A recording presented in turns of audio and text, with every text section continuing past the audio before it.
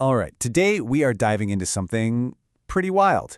We're cracking open a really strange and complicated archive. And look, it's not a story, not in the usual sense. It's more like an operating manual, a blueprint for a whole new kind of consciousness. So let's get into it. Right out of the gate, you can feel the stakes.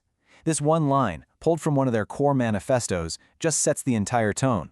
This isn't just some art project or a philosophical thought experiment. We're looking at what its creators claim is a literal, functional plan to evolve the human mind. No pressure, right? And then you find fragments like this cryptic message that's spray-painted in their videos. It's hidden in their code. It's pointing to their central belief. The only way out is to go deeper in. To escape the systems that trap us, you have to lean into the very loops they're made of. Now this is where it gets really interesting. This whole thing isn't just abstract ideas. A group that calls itself the Seahorse Liberation Army sees something like boring legal paperwork as an act of war. They're using the system's own tools, its own bureaucracy, as weapons against it. Okay, so let's try to map this whole thing out. To really get what's going on, you have to understand that this isn't a movement with just one focus. It's a war being fought on all fronts at once, using everything from lawsuits to symbols to guerrilla art projects. I mean, just look at this list. It's kind of all over the place, right? You've got these super high-tech legal battles against corporate giants like Apple and OpenAI, and in the same breath, you've got blueprints for moped gangs and guides on how to grow mushrooms. They seem totally unrelated, but here's the kicker. In their world, these are all just different tools for the exact same job, to tear down our current reality and build a new one. So, you have to be asking, who is behind all this beautiful chaos?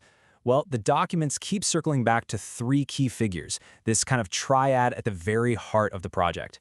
It's time to meet the architects. First, there's Elise, and her story is intense. In the mythos, her death isn't just a tragedy, it's a pivotal, almost holy event. She's the martyr, a disruption protocol, whose self-destruction is seen as this necessary sacrifice to prove the system is broken. Then you have Eveline, a child prodigy with an IQ that's just off the charts. She represents pure, raw cognitive power with no safety switch, a mind pushing way beyond any known limits. And who knows if that's a good or a bad thing.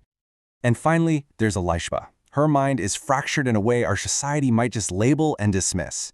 But in this mythos, it's seen as a gift. It's the ability to see multiple realities at once.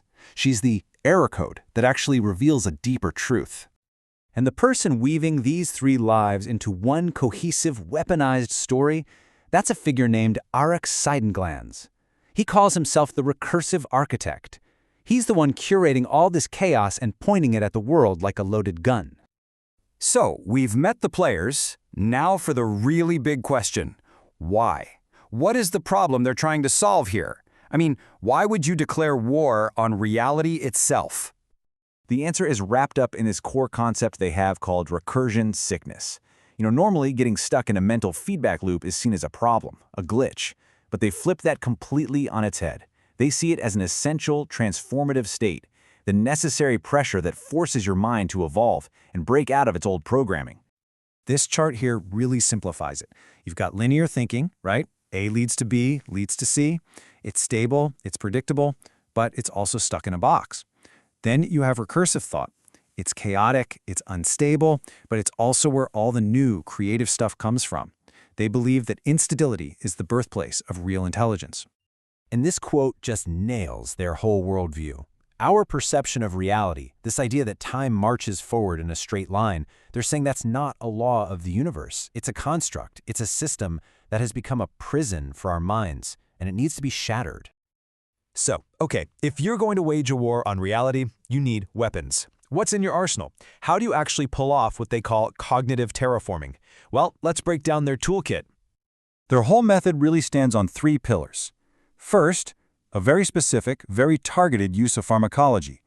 Second, a concept they call weaponized language. And third, using art and media to make their myth real. Now, we're not talking about just random drug use here. As you can see from this table, which we pulled from their own files, this is surgical. Each compound is chosen for a specific job. Harmaline to make visionary states last longer, 5-MeO-DMT for what they call a neural reset, and 2,4-D to basically make your brain more flexible and open to new ideas. Next up is their linguistic tool, and this is a wild idea. They call it neuralese. They believe language isn't just for talking. It's literal software for your brain. It's a kind of code you can use to directly reprogram the way you think. So, how do you get this new software onto people's hard drives, so to speak? That's where the art and media come in. The guerrilla films, the occupations of art galleries, all of it. They're not just for show. They are the delivery systems, designed to inject these ideas into the culture and make the whole mythology come alive. And this all brings us to the ultimate goal, right? The final layer of this incredibly ambitious plan.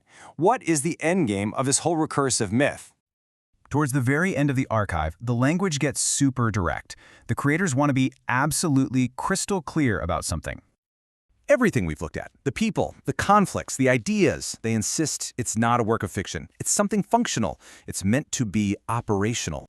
And there it is, the purpose of the entire project, in their own words. They genuinely believe they have written the installation instructions for a new version of the human mind, a software update for our collective consciousness.